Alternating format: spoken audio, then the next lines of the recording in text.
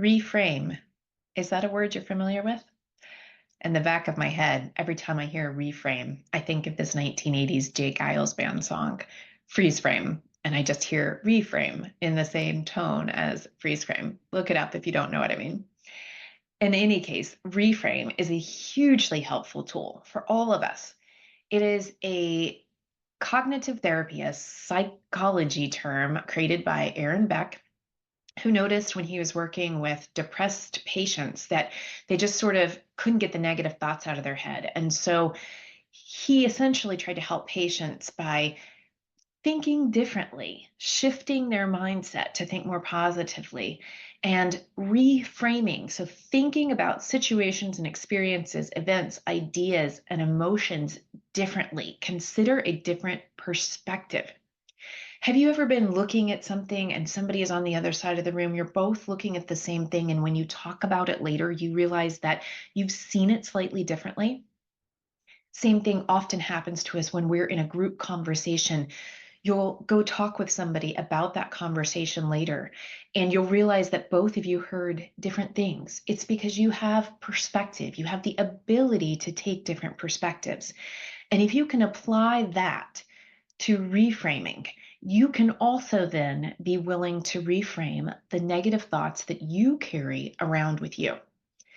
There's a book by Adam Grant called The Givers and Takers. And in the book, he is retelling a story about George Meyer, who was a producer and a writer for the television cartoons show The Simpsons. And George was known by the other writers on the show as just being this really reliable individual who could often say, wait, you took that criticism about your writing perhaps in a wrong way. Have you ever considered this side of it? And he was able to reframe and kind of tell them how he saw and experienced situations differently and help them adjust the way they felt and reacted to the situation. So he was kind of known for doing this. And you might know in your own life people that you go to who you sit down and you tell a story, you tell an experience, and they're able to sort of pause and help you readjust, just slightly shift the perspective so that you can consider the advice or the situation or the comment that somebody made from a different perspective. You can teach yourself to do this.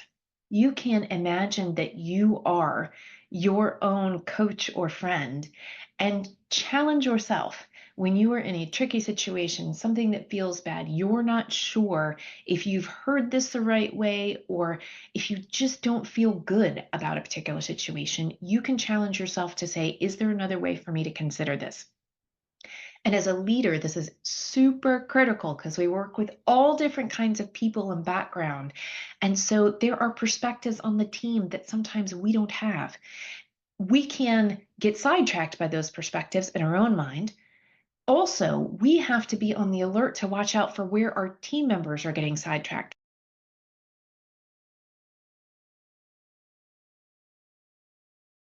These are things you need to look out for in yourself as well as with your team when you're leading. Lead like a boss, reframe.